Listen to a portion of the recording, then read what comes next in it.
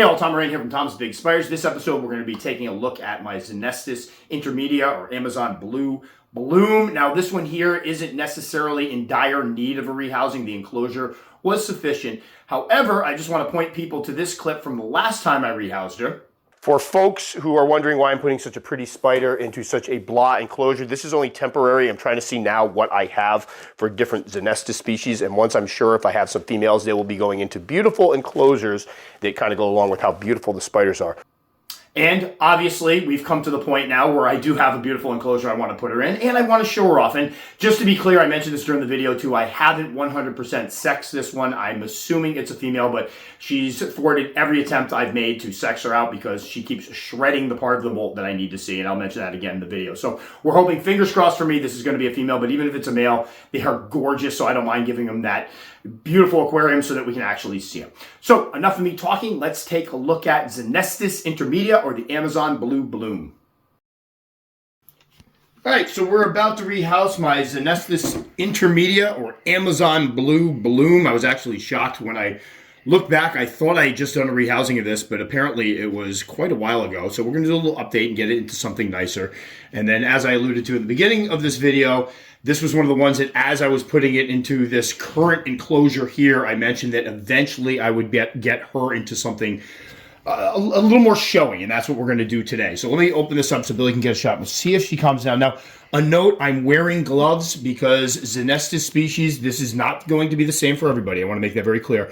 It tends to be a genus that I'm very sensitive to the hair. So even when I'm just feeding my Xenesthis, and I open the enclosure, I drop the roach in, even if they don't kick, I walk away itching a little bit. It's not that bad. It's not something over the top, but I'm just trying to protect myself because, again, with the urticating hairs, a lot of folks will report that they get to a point where after being exposed to them more and more and more, they actually become more sensitive to them. I don't want that to happen. I've been doing this a long time now, and I'm fine overall, but keep in mind, depending on the individual, the hairs may affect you differently. So some people may find that Xenesthis don't bother them at all, and then others may find that other species bother them. So let me go ahead. Looks like Billy doesn't need you need an extra leg? No. Well, fine then. I'm just going to walk away now. She's coming in gorgeous. So I can't believe she's just sitting here like that because this is a spider that's usually a little more high-strung, but one of the reasons I want to get her out of this enclosure is, as you can see, and you don't have to move, but right behind her was her original hide and her burrow. That has been since filled in. So just to give you the history of this spider, I picked this one up as a sling back in July of 2020. At that point, she was about 1.5 to 2 inches or so. Slings are very gangly. They reminded me a lot of Theraphosis slings. Theraphosis slings, whether it be Blondie, Apophysis, or Sturmey, they start off as very leggy overall and very large overall. So she was very good size. She grew very quickly, and that's one of the things I've found with all of the Xenesthis I've kept is they hit the 4-inch mark rather fast. Within maybe, I want to say, a year or so, you can expect to have a 4-inch spider. However, much like Formictibus species, which is another one that does this, they can hit that 4-inch mark very quickly. They tend to slow down after that. So when we put her in here, it was back in April of 2022. And before that, she was in one of those Systema enclosures. I'll put the dimensions up for that. Or what I'll probably do is at the end of this video, I'm going to put the last rehousing video with her, because that way people can go and kind of track the whole thing. Like, here she is as a juvenile being moved into this enclosure, and then obviously what we're going to be moving her into next. So we'll put that on there. But we moved her into this here. Billy backs up for a minute. This is one of the ones I like to use. They're not pretty. I want to throw that out there. This is one of the reasons she's going to get moved. But this is one of these Sterilite Clearview latch enclosures. They're 17 inches by 11 1/8 by about 6.5 deep. So they're really good for larger terrestrials. If you want something that's going to do burrowing, they're not that great for them. These guys at the time weren't doing a heck of a lot of burrowing, but she was using initially her burrow in there. She had basically a little hide in there that she used. Not using it anymore, but we're going to go ahead and see if maybe if I give her the space to burrow, if she continues to do so. So when we put her into this one, she was probably around, I went and rewatched the video, and it's tough to estimate, especially with the leggy species, because if she were to straighten out, you're going to see she'd be a much larger spider. But I think when we moved her into this, she was around 5 inches or so. Now she's around 7 inches or so. I'm saying she. I'm pretty sure it's a female. However, she has thwarted every single one of my attempts to sex her molt. She always rips the abdominal skin apart, the part that I need to check it out. But I'm thinking with the size, the age, I'm going out on a limb that this is going to be a female. If it's not, I'll obviously let people know. Every once in a while, I'll have something that I think is a female. I put it into a really fancy enclosure, and then it molts out male like a month later, like, But whatever. If it's a male, they're still beautiful males, so that'll be fine.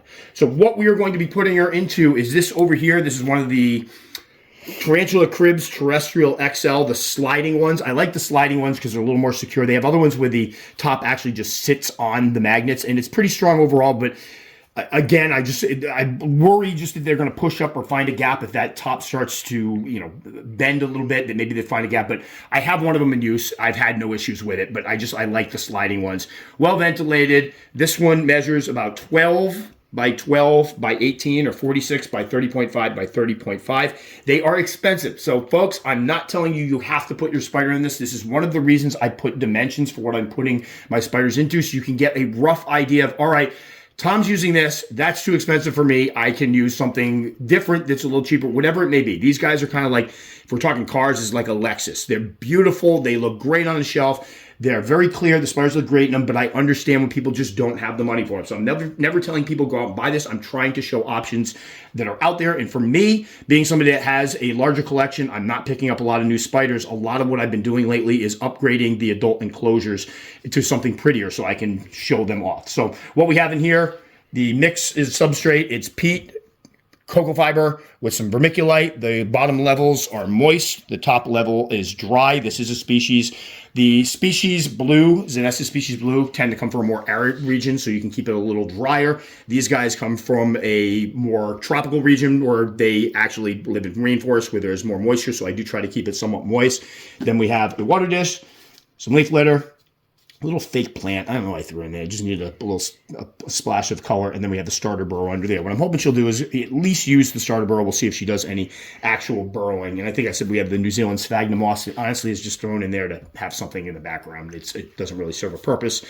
So what we are going to do is try to get her from point A to point B as easily as possible. And I think we're going to go old school catch cup on this one. I don't think we're going to use Simply Limeade because I'm mad at them because they've never sponsored me. I'm just kidding.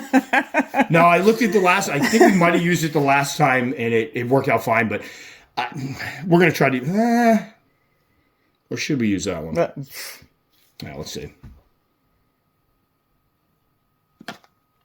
Damn, they got some oomph. All right, so what we're going to do, let me try not to get in the way.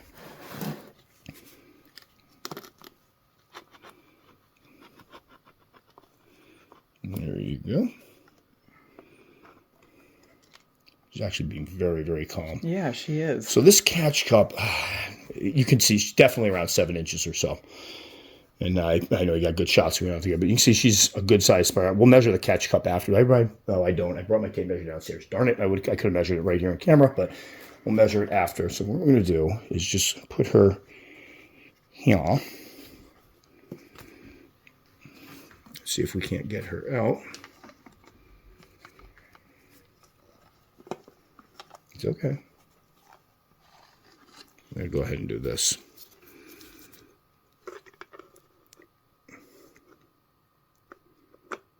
That's why I don't like this cup. If she doesn't come out, what I'm going to do, because we got good pictures of her already, right? Yeah. If she doesn't come out, and this is something I explained already, usually with my videos, I try to get the spider out because we're trying to get shot. This is the one time to get shots of the spider where I'm not disturbing it unnecessarily. So in other words, we already have to move them from point A to point B. The spider's going to get disturbed. That's a good spot to get some video of them. However, Billy's already got good shots. If she doesn't come out of here before I'm done talking, what I'm going to do is just leave the catch cup in, let her come out on her own. That's perfectly fine. Right now, this is cutting down the airflow around her, so she's feeling more safe. That's why she doesn't want to come out. If she goes into this, there's obviously more airflow. Remember, all those hairs there are part of a sensory organ that allows them to sense slightest changes in the wind around them, the airflow around them. It allows them to detect prey, but it can also, during the process where you're moving them, trigger some of those defensive behaviors because they're freaked out because suddenly they're out in the open. So let's just see. I just want to try one more time. And if she doesn't go, we're just going to leave her in here. There's nothing wrong with that. I have people all the time go, can I just leave them in? Yes, you can. Yeah, she's going to just stay there. So I'm not even going to bother. We're just going to leave that in there. There's no point now bothering her anymore, because if I fiddle with her more, that's going to get her jacked up. She's freaked out. She's secure, so we're going to leave her there. So as far as I drop a flashlight in the background, as far as the feeding for these guys, they're eating machines early on. Usually as slings, I was feeding them like twice a week. They were just fun to watch. These guys would often barrel roll when you were feeding them, which was an absolute blast to see. And I've spoken to other people that have seen the same behavior. So they'd like grab the prey and roll over on their backs. As adults, I feed them right now I'm doing like every few weeks or so. I'm really cutting back on how much I'm feeding my older spiders. One like this right now, she's in good shape. She's not overly plump. This is one I'd feed like every 3 or 4 weeks or so, a nice big dubia roach. I will probably feed her again after she settles in, just to make sure she gets that first meal. Obviously, we got the water dish over here. I don't know if I mentioned that before, but definitely I have seen them drink out of the water dishes. And these are spiders that if things get too dry in there, they will hang around the water dish. So for example, my species Blue, that I heard they come from a more arid region. I believe they do, but every once in a while, if it gets really dry up here, you'll see it congregating around the water dish. That lets me know moisten down a corner because it's craving that moisture. And then I'm trying to think of anything else. Behavior-wise, this one's actually calmed down a great deal after last month. This is one of the most calm Xenesthis I've had. They all tend to go through a period, I think, because they're so leggy with those long legs comes the speed bursts. So these guys can really boogie early on, and they will use that speed. They've also all kind of gone through a phase where as soon as you open the enclosure, they kick a bunch of hairs. But I'm noticing that as they hit the 7.5, 8 inch mark, they're all calming down. All right, so there we go. Xenesthis intermedia, the Amazon Blue Bloom. Awesome spiders, beautiful spiders. In the U.S., very expensive spiders. I want to make that very clear. I avoided Xenesthis for many, many years because they were just too darn pricey. And then Billy bought me a bunch. I'm glad she did because they are absolutely stunning spiders. So if somebody's asking me, do you think they're worth it if I see them, slings available for $100, $150, $200? If you get a female, yeah, I do think it's worth it. It's a beautiful, absolutely stunning spider, but I understand people that are like, that's a little too pricey for me. Totally get it. It was the point in the hobby for me where I was trying to start acquiring some of these spiders that I had avoided over the years, so it was time to get some of these guys. So there we go. Xenesthis, not Xenesthis species, Xenesthis intermedia Amazon Blue Bloom. All right, so while I was over here getting ready to record the intro to this one, she did come out of the catch cup. I got the catch cup out. Just a note to everybody, I've had people ask me before, why not just leave it in there? Again, normally this is the one spot I have to get some good shots of my spiders. I'm not into taking them out and posing them, putting on carpets, putting them on desks, stressing them out to get pictures. I wait till I'm doing something that's already, unavoidable. We have to do the rehousings, and when it's time for rehousing, that's when Billy comes up with a camera, and we get some good shots of them. So we want to kind of, kill two birds with one stone, so to speak. Get them from point A to point B into their new enclosures as stress-free as possible, but at the same time get some good footage. So a lot of times I try to get the spider out so we can get some good footage before it inevitably goes and does its thing. I will tell you, no matter what the spider does on camera, the majority of mine eat later on that day. They settle in, they eat right away, so they're not stressed out to the point where it's affecting their ability to hunt or eat. So heads up there. I will definitely update people. I kind of want to see right now, she's kind of in the opening to that burrow. I'm hoping that she will use that as her home base, maybe hollow it out a little bit, create a nice little larger burrow for herself, and then be a more secure spider. I am pretty impressed after the last molt. This one did calm down greatly, which is awesome because these guys did all go through a stage where they were pretty crazy. There was either hair kicking or bolting. You had to be very careful while feeding them, and I think that's one of the reasons I developed kind of a sensitivity to the hairs because there were so many of them earlier on. But good news is, after doing this video, I'm not itching at all. A lot of times when I feed them or go to do anything with them, I get this tingling on the back of my neck from the hairs, and there's nothing. So apparently that worked out well. Good, no itching for Tom today.